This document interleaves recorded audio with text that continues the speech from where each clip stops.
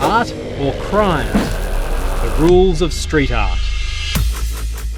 Street art is big business. In Melbourne, 1.4 million people visit this one street every year, and it's estimated street art tourism generates $4.5 million for the city's economy. But beneath the surface, there's a constant battle between what's legit and what is not. I think it's interesting. Some is very fun, animated. Another one is quite grunge and dark. Between what is free speech and what is vandalism, what needs to be preserved and what is to be painted over. Well, there are rules, some of them almost secret, and not everyone always agrees. Sometimes you go there and you can see some of the best street art in the world. Sometimes you go there and it's not. I always see graffiti as kill, conquer, destroy. Street art was just like, let's own the town, Modern street art emerged from the US graffiti boom of the 70s and the 80s. And as those pioneers and the movement spread globally, it was influenced by and absorbed political issues, music, and culture. Here in Australia, the scene exploded in the 90s. Back in the early days, it was, sex, drugs, and Aussie hip hop. Everyone was just going with mops and, it was very political. 9/11 had just happened. It was a great time to be an artist. Decades ago, most of what went up on laneways was deemed illegal. Nowadays, the Melbourne City Council has a virtual go zone, a list of laneways that are an open canvas and invitation for street art to be put up and admired. On these laneways, you can see just about everything: stickers and stencils, pencils and paper, photorealism, cartoon characters, stuff that's political, stuff that's just funny, stuff that's just pretty. Basically, it's obvious from here that anything can be street art, and street art is not defined by its materials or its subject matter. I guess that's the thing with graffiti, is that it's outside of your expectation. That's what surprises you, right? I call it like a melting histories, just to kind of have a bit of fun. So is the rule that anything at all is street art as long as it's here on one of the designated streets? Well, no. In 2020, a group of people in hoods paint-bombed Hosier Lane, and that was deemed a crime. So what's the difference between that and when Doyle himself painted a nearby laneway all blue? Apparently, intention and reception. Street art is more like fine art in the sense that it considers the composition, maybe the building that it's on, who's walking past, who's going to see it. I think aim is to add rather than take away. Another way of putting it could be street art is something that you may not have known you wanted, but now that it's up, illegally or legally, you wouldn't change a thing. And the artist, when they're putting it up, really cares about its impact on everyone. There is a bit of a distinction between graffiti and street art. To me, graffiti is the authentic thing. Street art is the gentrification of it.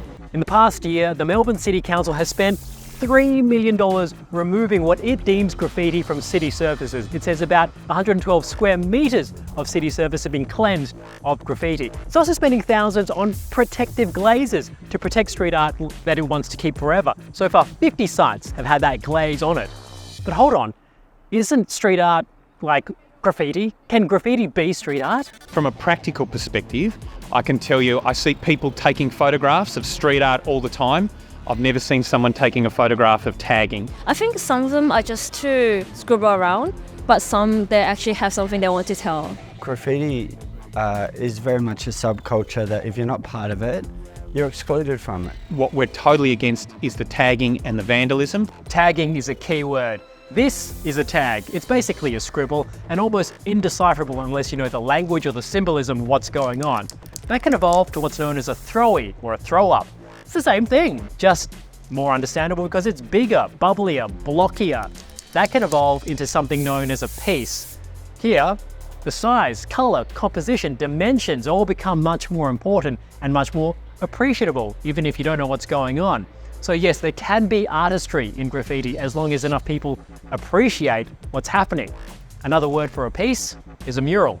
These days, governments, councils, even private individuals will pay street artists to paint their building, to put murals on it. It's a great way to stop it from being vandalised or tagged because of the biggest unwritten rule of street art. The main rule is generally don't paint over what you can't burn.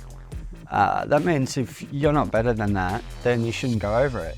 But the main thing is not to be precious about what you do, because this is a stencil art and you can just go home and do it again. Empty spaces are easy targets, but when something's good, it gets left alone. This green and gold car park was commissioned by the Melbourne City Council. But does money cheapen the art form? Recently, corporations have been using street art motifs to sell everything from shoes, movies, drinks, and some have called this brandalism. But others say commissioning artworks is nothing new. That's what was happening in the Renaissance period with churches and nobility. And what's happening now can be called new muralism. And they say new muralism is the future of street art because artists, including street artists, have to eat too. New muralism is sort of like where street art's headed to, not unlike the silo projects that you might have seen. They're often dictated to by the people that commissioned them, but then you've got access to really amazing facilities and equipment, and so you get to do something that you would otherwise never get to do. But here's another rule: despite how beautiful some things are out here, nothing is truly sacred. Unlike a museum where things are behind glass to be protected forever, here everything is open to the elements, open to be burned up if somebody thinks they're better than it. But that angst is an essential part of street art, and it's what makes it so current and dynamic. Every artist has different kind of expression of their aesthetic. Whether I think it matters or not, it's all art in the end, I guess. So I'm making it better.